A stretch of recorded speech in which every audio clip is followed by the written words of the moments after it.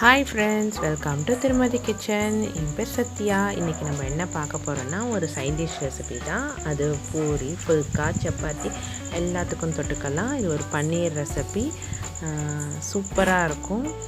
வீடியோக்கு போகிறதுக்கு முன்னாடி எங்கள் சேனலை இது வரைக்கும் சப்ஸ்கிரைப் பண்ணாமல் இருந்தீங்கன்னா மறக்காமல் சப்ஸ்கிரைப் பண்ணிக்கோங்க. பக்கத்தில் இருக்கிற பெல் பட்டனையும் ஆல்ன்றதை ப்ரெஸ் பண்ணிக்கோங்க. அப்போ தான் நாங்கள் அடுத்தடுத்து போடுற வீடியோஸோட நோட்டிஃபிகேஷன்ஸ் எல்லாம் உங்களுக்கு வரும். வாங்க வீடியோக்குள்ளே போகலாம். இப்போ ஒரு பேனில் 2 டேபிள் ஸ்பூன் வெண்ணெய் போட்டிருக்கேன்.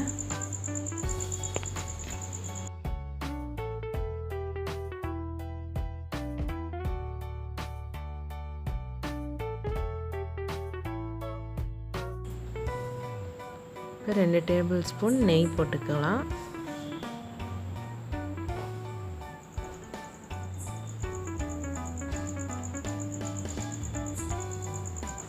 ரெண்டும் நல்லா மெல்ட் ஆனதும்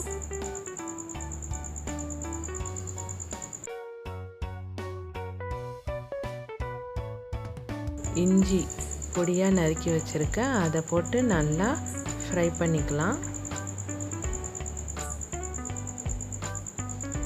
ஒரு 10லேருந்து 20 பல் பூண்டு போட்டு அதையும் நல்லா சேர்த்து ஃப்ரை பண்ணிக்கோங்க. ஃப்ரை பண்ணும்போது மீடியம் ஃப்ளேம்லேயே வச்சுக்கோங்க, இல்லைன்னா கருகிடும்.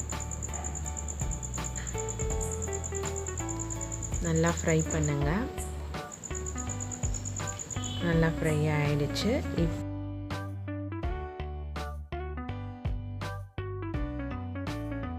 இப்போ ஒரு டேபிள் ஸ்பூன் அளவு சீரகம் போட்டுக்கோங்க. இதையும் நல்லா ஃப்ரை பண்ணுங்க.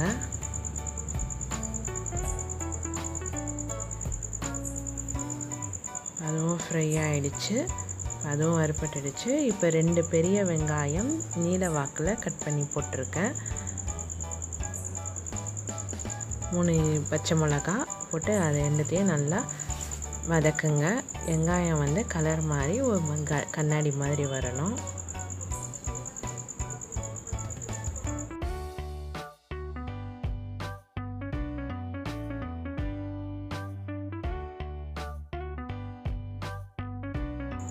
இப்போ ஒரு 10லேருந்து 20 முந்திரி போட்டிருக்கேன். முந்திரியை போட்டுட்டு நல்லா வதக்குங்க.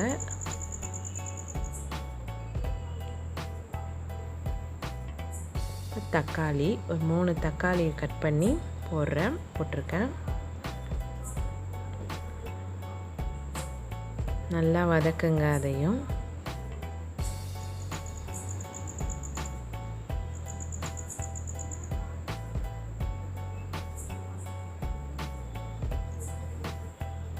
எவ்வளோக்கு எவ்வளோ நம்ம நல்லா வதக்குறோமோ அப்போ தான் இந்த மசாலா நல்லா டேஸ்டியாக வரும்.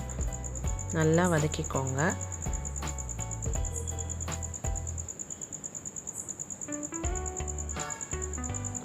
இப்போ வதங்கிடுச்சு. தக்காளி ஏற்கனவே தண்ணி விடும். ஸோ அதனால் ஒரு அரை டம்ளர் தண்ணி ஊற்றி லிட் போட்டு மூடிடுங்க.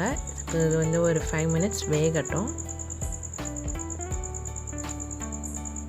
வெந்துடுச்சு, நல்லாவே வெந்துடுச்சு, நல்லா குக் ஆகிடுச்சு. இப்போ இதை ஆற விட்டு ஒரு மிக்ஸி ஜாரில் ட்ரான்ஸ்ஃபர் பண்ணிக்கோங்க.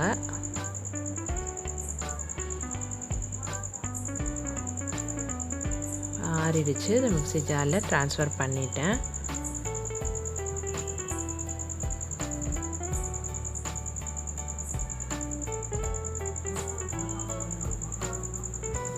இதில் ஃபஸ்ட்டு தடவை தண்ணி ஊற்றாமல் ஒரு தடவை அரைச்சிக்கோங்க.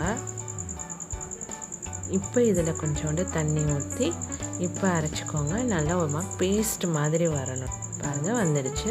இப்போ அதே பேனில் 2 டேபிள் ஸ்பூன் வெண்ணெய் போட்டிருக்கேன்.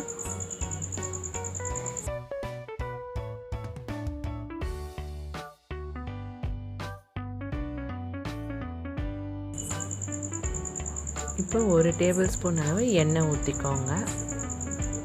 இப்போ பிரியாணி இலை, பட்டை 2 துண்டு போட்டிருக்கேன். ஒரு பிரியாணி இலை,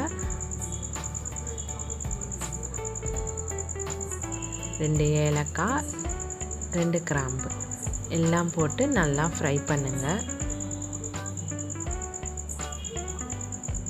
நல்லா ஃப்ரை ஆனதும் இப்போ 1 டேபிள் ஸ்பூன் மஞ்சள் தூள், 2 டேபிள் ஸ்பூன் மிளகாய் தூள், 1/2 table spoon Kashmiri chilli powder அது போட்டிருக்கேன். இது கலருக்காக தான், இது ஆப்ஷனல் தான். இது போட்டு நல்லா ஃப்ரை பண்ணிக்கோங்க. மசாலா ஃப்ரை பண்ணும்போதும் அடுப்பை வந்து சிம்மில் வச்சுக்கோங்க. மீடியம் ஃப்ளேமில் சிம்லேயே வச்சுருங்க. அப்போ தான் வந்து மசாலா கருகாது, இல்லைன்னா கருகிடும். இப்போ இது மசாலா வந்து நல்லா வறுப்பட்டுடுச்சு. இப்போ நம்ம அரைச்சி வச்ச விழுதை இதை ட்ரான்ஸ்ஃபர் பண்ணிக்கலாம்.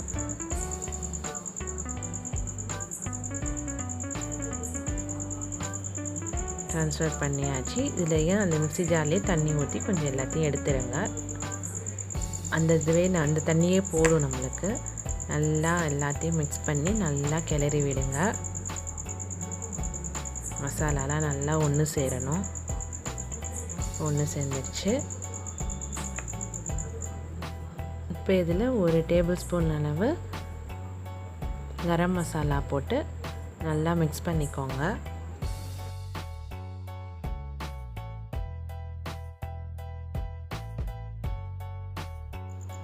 உப்பு வந்து தேவையான அளவு உப்பு போட்டுக்கோங்க. டேஸ்ட் பண்ணி பார்த்துட்டு நல்லா ஒரு கொதி வரணும். வந்ததுக்கு அப்புறம் ஒரு மூடி போட்டு மூடி வச்சுருங்க. ஒரு 2 செகண்ட்ஸ் இருக்கட்டும். 2 to 3 செகண்ட்ஸ் இருந்தால் போதும். நல்லா அது கொதிக்கணும். கொதி வந்துடுச்சு.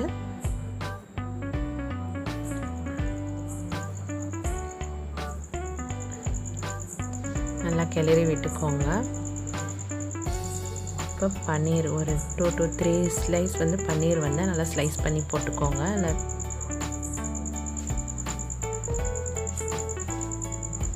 இந்த ஒரு க்ரீமினஸ் கிடைக்கிறதுக்கு தான் இந்த பன்னீர் கிரேட் பண்ணி போடுறது. அப்புறம் நம்ம பன்னீர் கட் பண்ணி வச்சுருக்கிற பன்னீரை இது கூட சேர்த்துருங்க. ஃப்ரெஷ் க்ரீம் நான் ஒரு 2 to 3 டேபிள் ஸ்பூன் அளவு நான் ஃப்ரெஷ் க்ரீம் சேர்த்துருக்கேன். இதில் சேர்த்துக்கோங்க. கொத்தமல்லி இலை அதையும் நல்லா தூவிக்கோங்க. உங்களுக்கு டேஸ்ட்டுக்கு ஏற்ற மாதிரி சர்க்கரை நான் வந்து ஒரு 1/2 டேபிள் ஸ்பூன் போட்டிருக்கேன். போட்டு நல்லா கிளறி விட்டுக்கோங்க.